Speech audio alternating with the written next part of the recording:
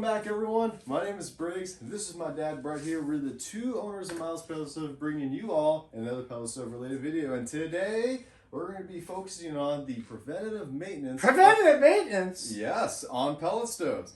And you know what? We want to really hone in on this. Hone in on? Yes, we're doing some special words today. Okay. We want to hone in on all this stuff is because during these off seasons such as spring and summer is a good time to do a full cleaning of the stove, go through the exhaust piping, doing test runs just to make sure you guys are ready for the winter and or fall months, because it's nice being able to face that first cold day, you turn on the stove and it works, rather than, well, you turn it on, oops, something's wrong. No, and then you're left out in the cold. So we want to help you guys prevent that from happening. I mean, ain't that right? It's absolutely right. You know, most people, they procrastinate. And so they wait until like October and then they push the button and then all of a sudden the stove doesn't work. Well, Briggs and I are going to show you some tips where you can get on top of your game, get your stove up and running, so when the cold season does come and you push the button on your stove, heat for you and your family. Are you ready? I'm ready. Briggs, you ready? Yeah, let's go. Okay, let's go. Let's do it. Briggs and I like to use a paintbrush and a vacuum or a shop vacuum.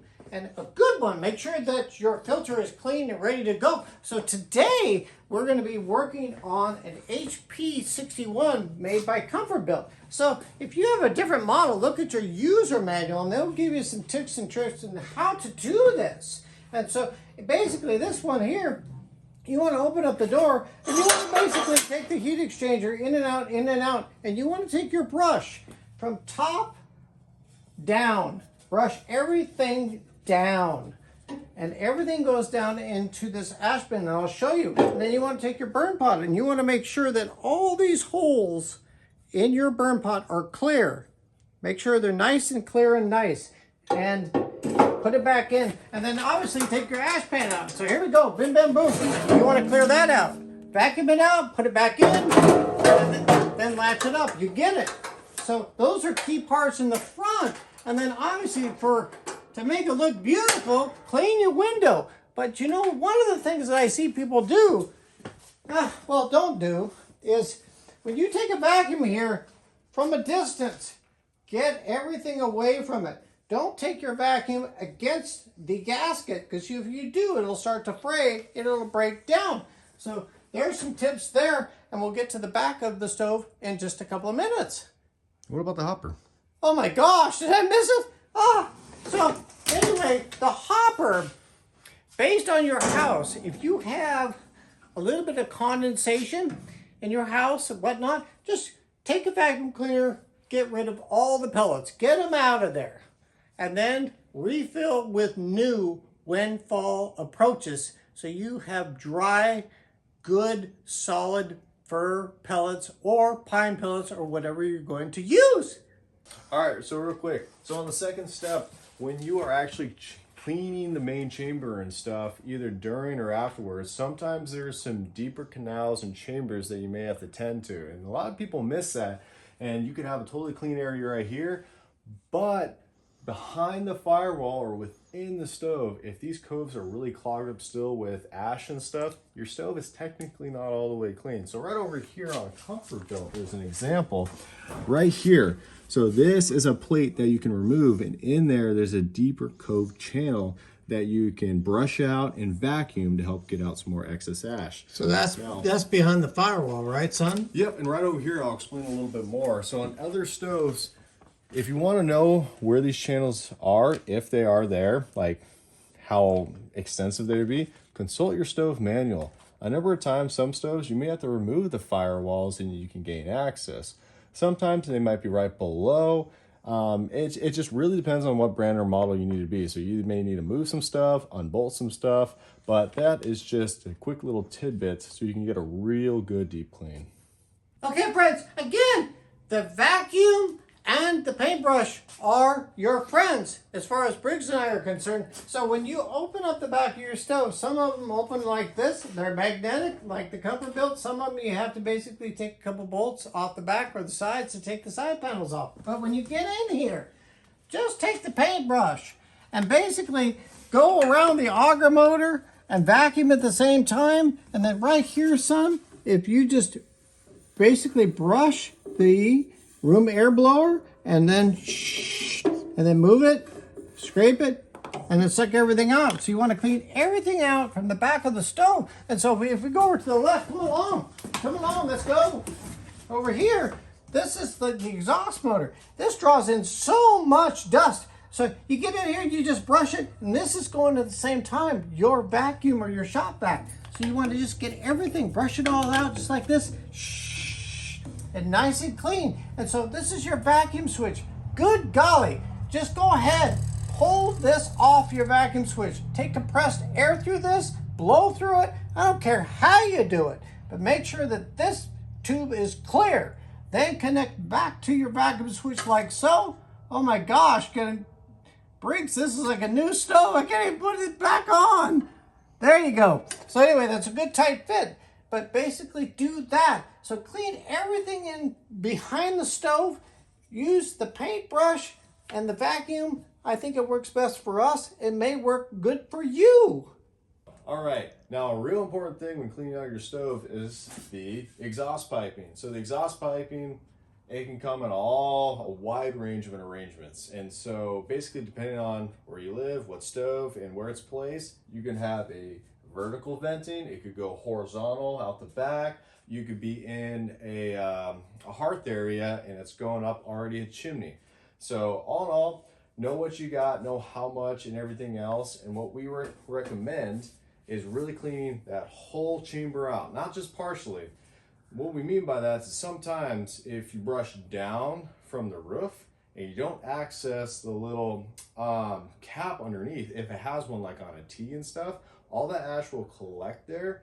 And essentially you've got most of the piping, but if it's all sitting on a corner and stuff, it's not gonna vent.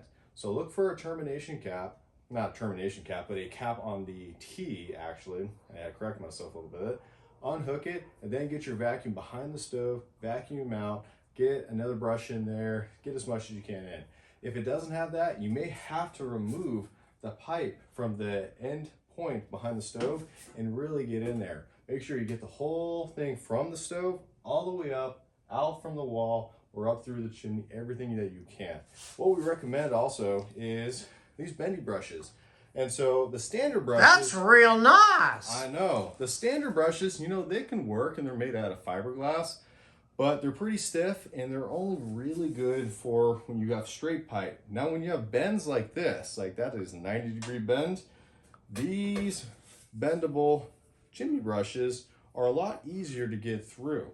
Now, it may not always be easy, depending on how many bends you got, but having the bendable, flexible one is a lot better than the stiffer one. So get some of these. They're widely available online in so many different styles, and you can get plenty of length, get a good brush head, and you're good to go. Now, we're all having a great time. So we completely cleaned the stove, or you did it at home, DIY, saving you money. You got it all done. The biggest thing is this. What you want to do is hit the start button on your stove, because a pellet stove is this. It'll do a startup sequence, a run sequence, and a shutdown sequence.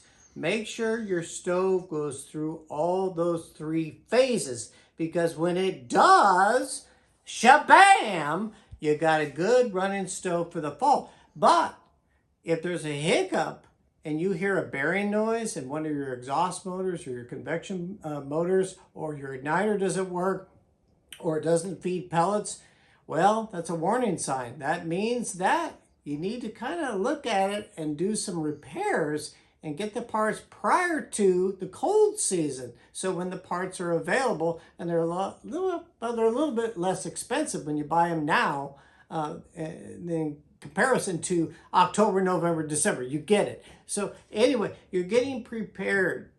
We have a lot of videos out there that will hopefully help you, your friends, and your family, but be proactive, get it cleaned, so you, your friends, and your family have some nice heat for the fall and the winter. We thank you.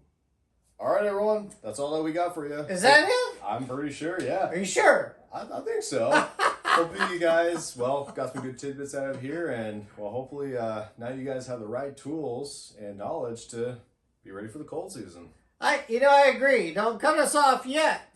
Just take your time. Once you have your pellet stove in and you understand the configuration of the vent system, then you'll be able to clean that out easily every year, no problem. And when you buy online, you can buy from us whatever you want to do.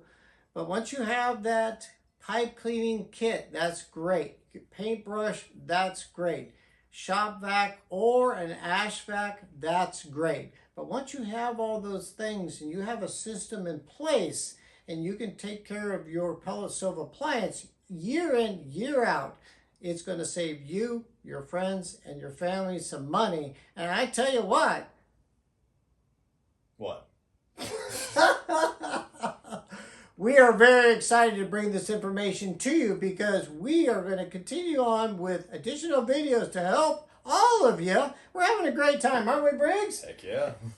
We thank you for tuning in, and we'll see you on the next video. Thank you. Thank you guys. Don't forget to like, share, and subscribe. It really helps us out. See ya.